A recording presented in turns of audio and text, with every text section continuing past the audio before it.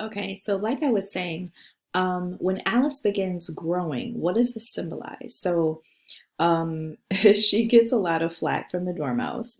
And then I think that this symbolizes Alice coming into her own. Now, this is really at the end of the story. We're almost there. This is page 125, and the last page is 140 in Alice in Wonderland.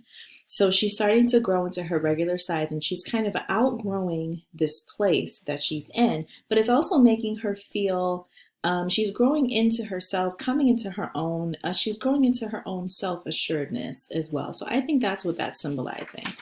Now let's move on to chapter 12 when this all comes together.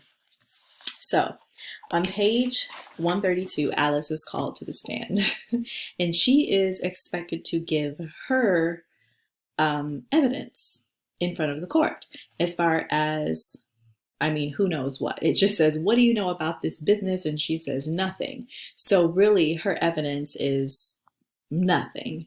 And it's noted how large she is when the king quotes on the bottom of 132, Rule 42, all persons more than a mile high are to leave the court. And Alice says, I'm not a mile high. This is an important moment because Alice is negating the idea that she does not belong here. So all this time she has felt out of place. All this time in Wonderland, she's felt, I don't belong here. I don't understand the way things work here. I don't get the way people talk here. They don't make any sense. And this is the first time where she's really asserting herself and saying, no, I shan't go at any rate, said Alice. Besides, that's not a regular rule. You invented it just now. And so she kind of puts her foot down and she stands up for herself. Now, we do learn that this whole thing was a dream, right? That famous ending. How does she feel about the experience that she dreamed? On 139, so Alice got up and ran off, thinking while she ran, as well she might, what a wonderful dream it had been. So this entire experience, which seemed very contradictory to everything that she said and thought about the world, where she felt out of place, where she was told she didn't belong, where she was questioned and contradicted and criticized, she thinks what a wonderful dream it had been. So she leaves with a good feeling. So in the short response quiz, you're going to need to respond to why you think that is.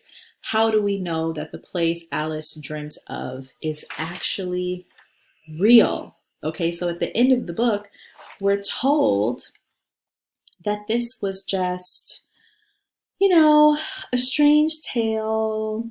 So she sat on, this is on the last page, 140, she sat on with closed eyes and half believed herself in Wonderland, though she knew that she had but to open them again and all would change to dull reality. The grass would only be rustling in the wind, the pool rippling to the waving of the reeds. The rattling teacups would change to tinkling sheep bells, and the queen's shrill cries to the voice of the shepherd boy, and the sneeze of the baby, the shriek of the griffin, and all the other queer noises would change, she knew, to the confused clamor of the busy farmyard, while the lowing of the cattle in the distance would take the place of the mock turtle's heavy sobs.